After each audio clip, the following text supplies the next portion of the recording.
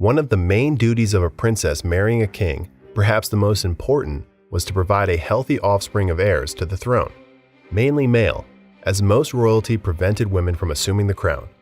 If the queen was also a mother, she was twice as fortunate. She fulfilled her task as a wife and queen, and in turn, secured her social position. As mother of the future king, she could give her advice on matters of state, be regent, among other things. But not all queens had this twofold good fortune of being the mother of a prince in such a short time. Some spent years waiting for a son, and their social position was threatened. With this in mind, we have compiled a list of 4 queens who took the longest to give birth to a male heir.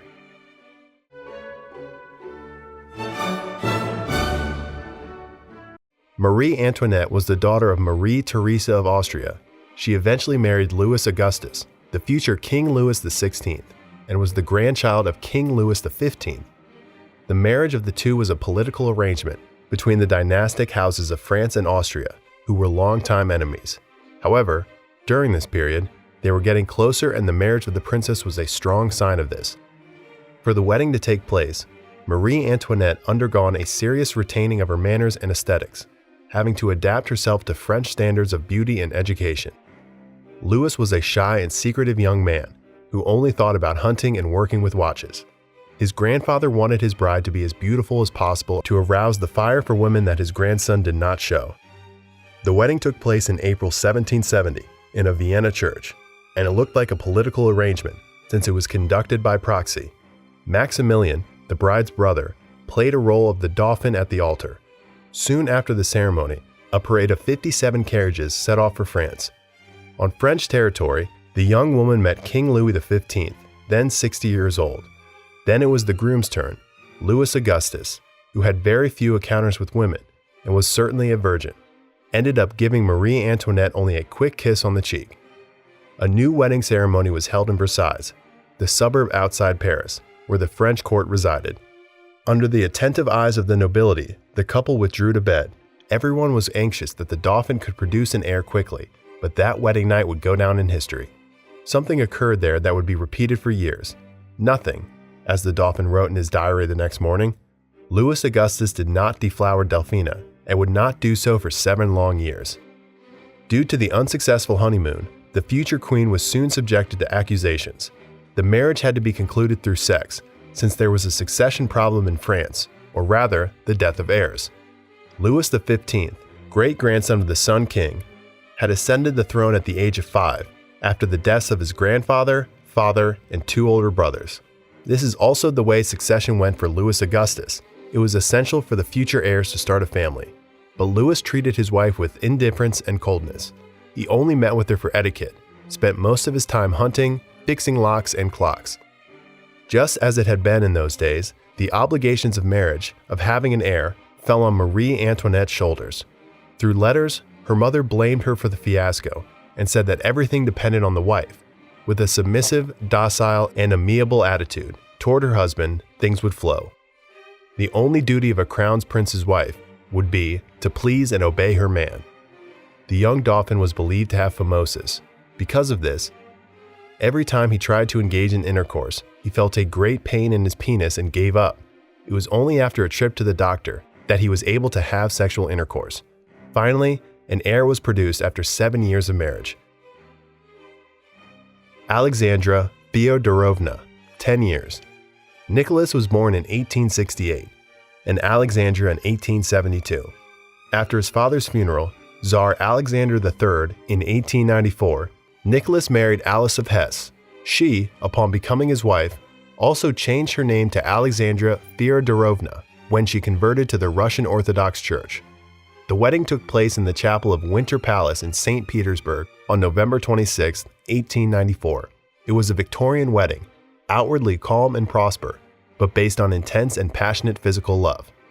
Unlike several other royal marriages, their marriage was conducted by their will, since they were in love. Even facing opposition from their parents, Queen Victoria, and Russia, the couple had a very happy married life.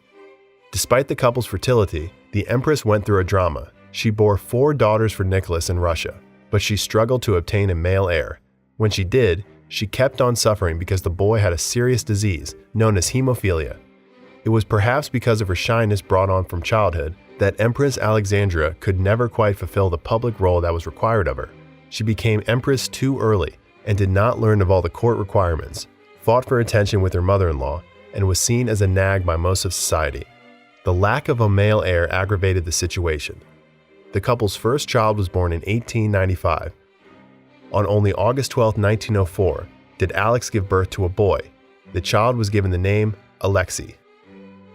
It sounded like an omen, a sign of hope. 6 weeks later, the imperial couple grew uneasy. A hemorrhage emerged in Alexei's navel.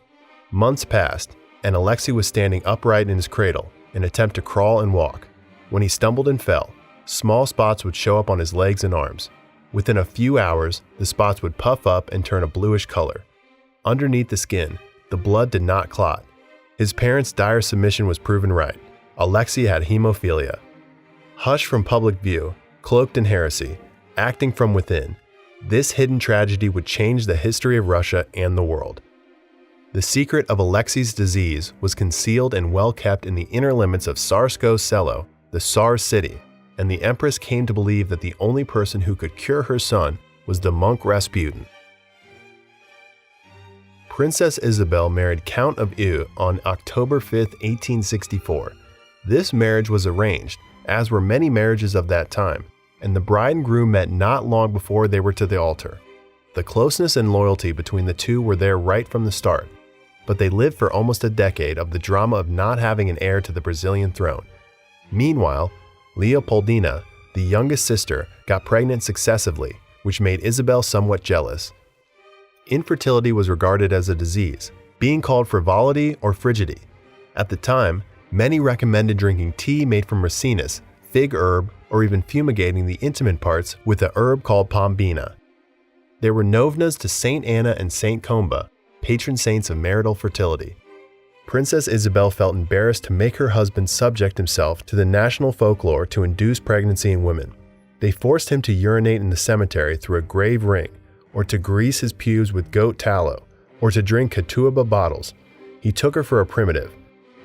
Apart from her mother's desire to have a son, Princess Isabel also had the issue of succession. If she had no heir, the throne would probably be taken after Pedro II's death by her nephew, Pedro Augusto. Princess Isabel's infertility had raised expectations in Pedro Augusta, the cursed prince, whose story we already told here on the channel. Princess Isabel started resorting to hydrotherapy treatment, which she thought would be recommended for her supposed sterility. She traveled to several Brazilian cities to undergo this therapy in an attempt to get pregnant. The hydrotherapy procedure involved applying water externally, showers, and internally. The external procedure consisted of sprinkling, bathing, and the application of wet towels. The internal consisted of the ingestion of copious amounts of water, most of the times cold or iced. These resources were combined with the energetic sweat remedies, lengthy massages, constant exercise, walking on hillsides, and a balanced diet. All sorts of help.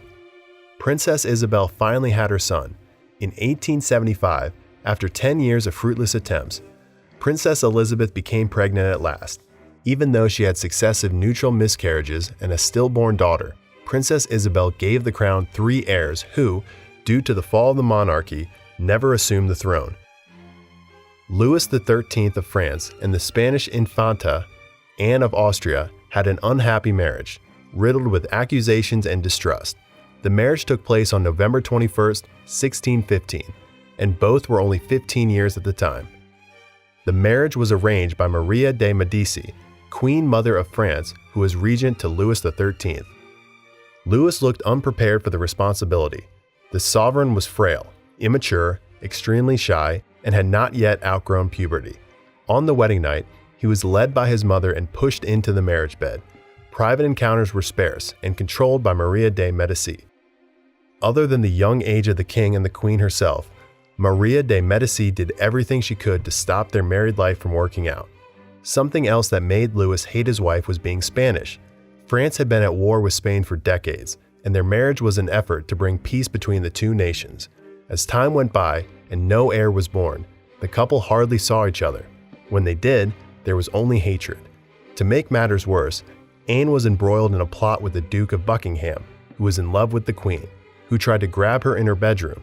This plot inspired the book The Three Musketeers by Alexandre Dumas. In 1635, France started a war against Spain, something wanted by the king's advisor, Cardinal Richelieu, who also hated Anne of Austria. She, who had a good relationship with her family, tried to work as a spy, but Richelieu also had his spies who managed to intercept the queen's letters, and he pulled a trap in 1637. The queen was arrested and interrogated, forced to confess by order of the king. Everything seemed to be lost for Anne, almost 40 years old, deprived of her husband's trust and appreciation, while caught up in a spying game of intrigue amid a war. But early in 1638, the queen noticed she was pregnant. On December 5th, after an incident-free pregnancy, she gave birth to a boy named Louis d'Audony, the future Louis XIV. When her son Louis was born on September 5th, 1638, the queen was just days shy of her 37th birthday.